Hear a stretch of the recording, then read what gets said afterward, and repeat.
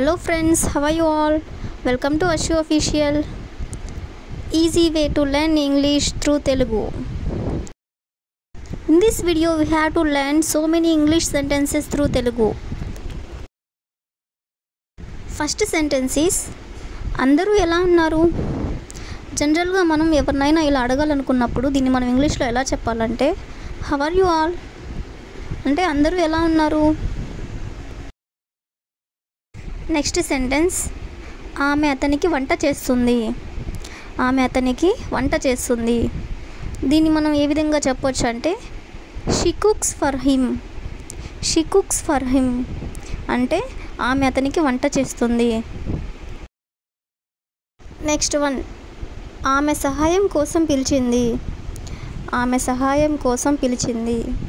దీన్ని మనం ఏ విధంగా చెప్పాలంటే she called for help. She called for help అంటే ఆమె సహాయం కోసం పిలిచింది. నెక్స్ట్ సెంటెన్స్ ఒక్క క్షణం మౌనంగా ఉండు. ఒక్క క్షణం మౌనంగా ఉండు.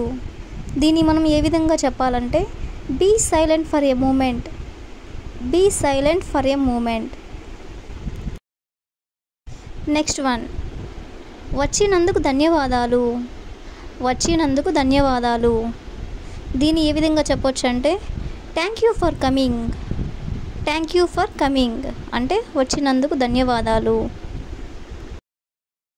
నెక్స్ట్ సెంటెన్స్ నేను అతనికి సరిపోను. నేను అతనికి సరిపోను. ఎవరితో అయినా ఈ విధంగా మనం చెప్పాలనుకున్నప్పుడు దీన్ని మనం ఇంగ్లీష్లో ఎలా చెప్పాలంటే I'm not good enough for him. I'm not good enough for him. Next one నువ్వు ఏం కొన్నావు. నువ్వు ఏం కొన్నావు. దీన్ని మనం ఎలా చెప్పొచ్చు అంటే what did you by. What did you by అంటే నువ్వేం కొన్నావు. నెక్స్ట్ వన్ మీరు ఏమనుకుంటున్నారు. మీరు ఏమనుకుంటున్నారు. దీన్ని మనం ఏ విధంగా చెప్పొచ్చు అంటే వాట్ డిడ్ యూ థింక్.